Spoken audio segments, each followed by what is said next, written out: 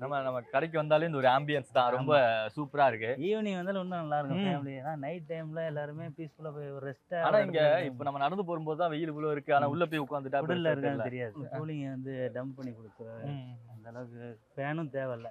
உங்களுக்கு இயற்கை காத்து தானே, ஃபுல்லாமே இயற்கை காத்துல வந்துருது. என்னென்ன ஸ்பெஷல் இங்க? நம்ம ஸ்டார்டிங் போட்டதே வந்து பாஸ்மதி ரைஸ்ல பிரியாணி போடணும். அதுதான் எங்க ஓனர்ஸ் ஐடியாவும் எங்களோட ஐடியாவும். ஓகே. ஏன்னா எல்லாருமே இந்த ஜீரக சம்பா லைக் பண்ணி சாப்பிடுவாங்க.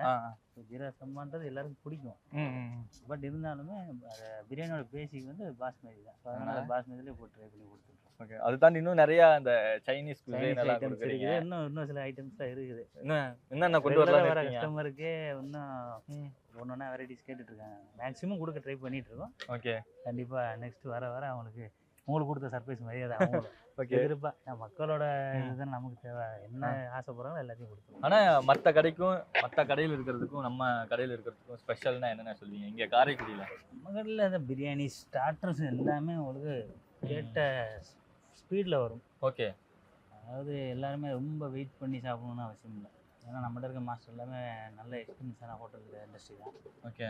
எந்த நீ ஆர்டர் போட்டாலுமே உடனே கொடுத்துருவோம். ஸ்பெஷலில் எல்லாமே நம்ம ஸ்பெஷல் தான். பஸ் ஸ்டாண்டை பொறுத்தளவுக்கு இது அதுன்னு பிரிச்சே பார்க்க முடியாது. அந்த அளவுக்கு கஸ்டமர் சாப்பிட்டு சொன்னதுமே எல்லாமே நல்லா இருக்கு.